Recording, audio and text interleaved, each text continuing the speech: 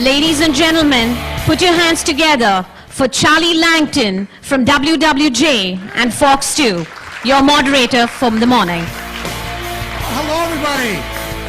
Wow. Man, you're dangerous. Jeez. Woo. Wow, all that innovative, all that technology. Here's what I want to do. I want to ask Cyrus a couple questions, okay? But I want you guys to ask questions, okay? I don't know how much time we have, but I'm good to go for a while now. So, if you've got questions, I know you do, I'm going to come out there and we'll do a little questionnaire. So, think of questions. And he wants hard questions, too. Nothing easy, okay? Moonshot questions. Cyrus, I want to know.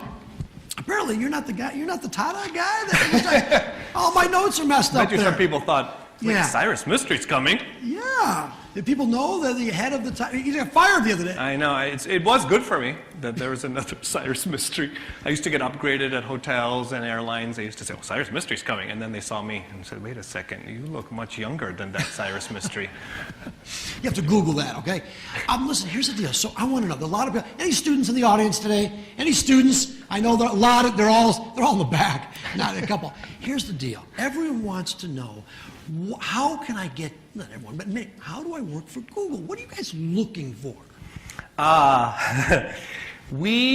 First of all, we're looking for computer science people above all. So if you know, for those of you that have kids, tell them to go into computer science. I can urge you for lots of, there's an enormous shortage, right? The Bureau of Labor Statistics says there will be 1 million open computer science jobs within 8 years, right? Which is insane. And it doesn't hurt that the average salary is 70% higher for computer science graduates than the average salary in every state. So translate that for me. A startup, first day on the job, do you hire them when you're out of college? Give me a rough salary range. 1 billion, no. They'll do very well. It depends where they are, of course. So we market based on, right, if you're in Silicon Valley where, you know, the average apartment costs $12 million. So it's very expensive. They'll make very well. They'll make good money. They'll be close to 6 figures. Six figures? Yeah. First day on the job. Which is crazy, right? These are, and you know, Google tries to be above market cap, right, obviously, but you know, for every computer science graduate out there, there are 15 open computing jobs. Like, that's how desperately, and that's, I think, one of the things that's making the pay so high. It's because it's just supply and demand, right? There just aren't enough people doing this. That's one of the things, is being in computer science. Another thing is, right, we look for very flexible people, right, which youth helps, right? The older, like, you're making me change my product, right, 3 days before law. That's ridiculous, you know? And so, you know, I think a totally flexible person, a person that can understand that things change every 2 seconds is very good. Big thinkers, people that are not interested in titles, that's another one, right? If you come in like, and we hear this all the time. I've interviewed like 100, 200 people, right? And they'll say, well, I'm hoping to be a VP. And I said, well, you're more focused on the title than what you're doing. Like, you should focus on, are you making good money, and are you enjoying what you do, right? Those are the two important things that people go to work for. You find that people who like to work from their home at Google or at a Starbucks somewhere, or I see people at Starbucks all the time. Yeah. What are you guys doing here? Yeah. I wish I could drink coffee and work at Starbucks. I can't work at a Starbucks. You can't work at Starbucks? Well, because I'm like taking video calls of like sensitive stuff. And people are like, oh, that's interesting. But you don't care where they work? But I don't care. Yeah, absolutely. We have 100%. I can't tell you how many video calls I'm on with my own employees, and they'd be in a car or they'll be at home, and you know, I hear their dog barking. Like, it's perfectly fine. We understand that. We want them to enjoy their life. If one of my employees has a soccer game for their son at 3 p.m., they should go. No one cares. Like, they should enjoy their life as well, right? We want them to love work. There's not a single person that looks at the clock, right? Ever. Right? You shouldn't say, is it 5? Like, it never happened to me in 20. I've been very lucky, right? So. Let me ask you a different question. I think Governor Snyder, is Governor Snyder coming here tomorrow morning, I think? Is that what I hear? Governor Snyder's going to be here? All right, I've talked a lot on this autonomous car, for example. It seems that you guys at Google move real fast. And the government is kind of slowing back down. I mean, do Yes, you sense right. that in all this, the diabetic stuff that you mentioned, some of the drones that you mentioned, do you find that government slows down the thinking?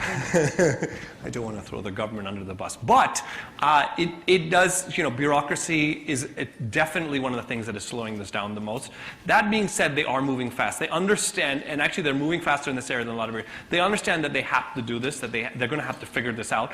This is very new, right? This is going to change the auto insurance industry, liabilities, like who is to blame, right?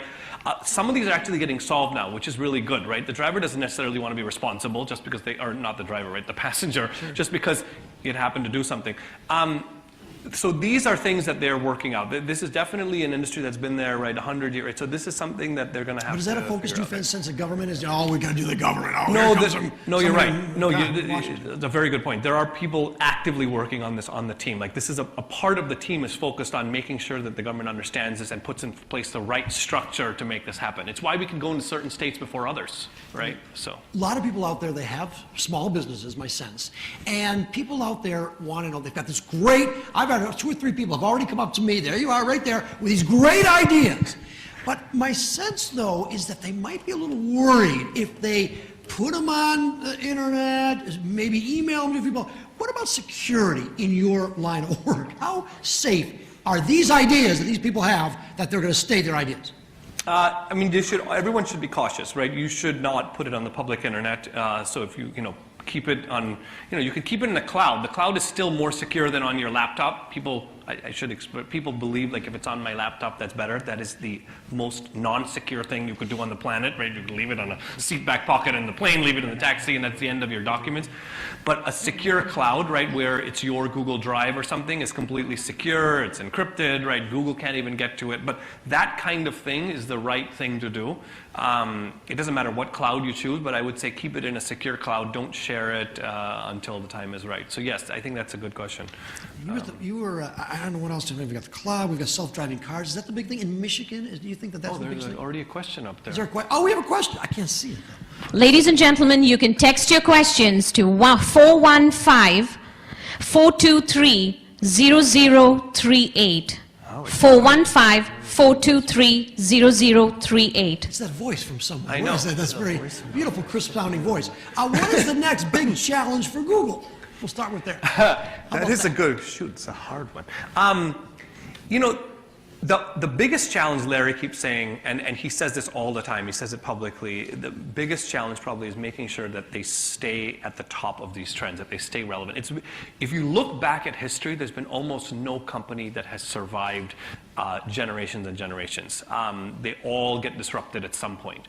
And so being able to always be at that bleeding edge is very hard, and it's a lot of just these taking risks and a lot of stuff that we talked about. So I would say that is the biggest challenge, right, is to stay relevant. All right, I want to go in the audience. I Yeah, want to go in the audience right here, because I know there's some questions here, because I want to make sure we get plenty of time. Was there a microphone up here?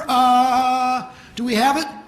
Come on, where is it? Come on. Hey, who's got a question? Just raise your hand. Okay, we've got lots of questions. Lots of questions. Here we go. All right, why don't you stand up? We'll do the first question. Stand up, and this is your chance, right here. Hard ones. Go ahead. Dewan Woods with the Skillman Foundation, and Cyrus, we've met.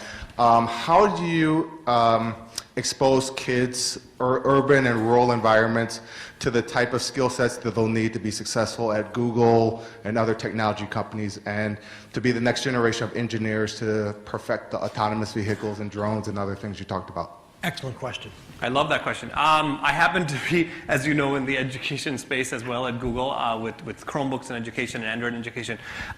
It's a very good question. It's actually something that we wish we could do a lot more outreach across the country, across the world to, not just get people, like you said, get them excited about STEM, science, technology, engineering, and math. Get them excited in computer science, but also to get, one of the big focus areas that we have is also to get women interested, right?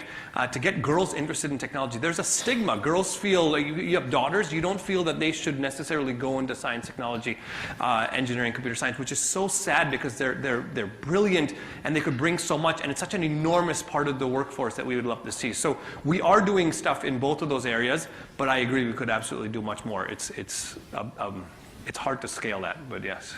Amazing. We really have time for a couple more questions. Go ahead. Hi, Gary Kendra. VR, hype or real? Sorry?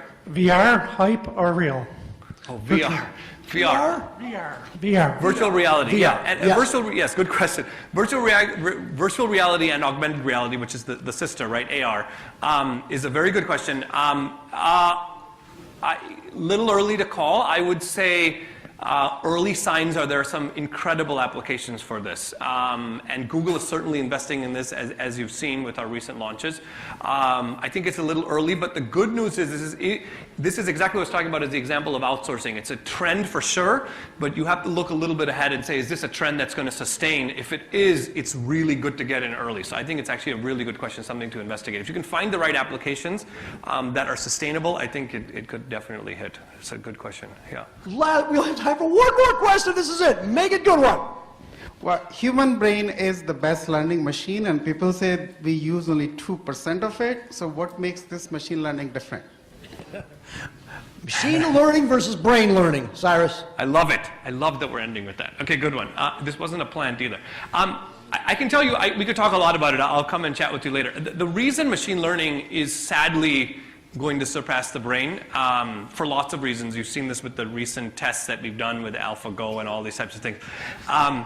Is not just because it can process much faster, okay, like much, much faster, but more importantly, it can have access to far more information and it doesn't forget that information. And when you can synthesize all of that together and you can watch how these neural networks work and how machines can actually learn, and you give them the capacity of entire data centers of information, it won't even be close. Let's put it that way. And that is scary. People don't believe that, right? They still have this feeling that the brain is always going to win. And sadly, it's not the case. I hate to sadden everyone with that. Cyrus, let's see if we can get about a 30-second answer and a 10-second question.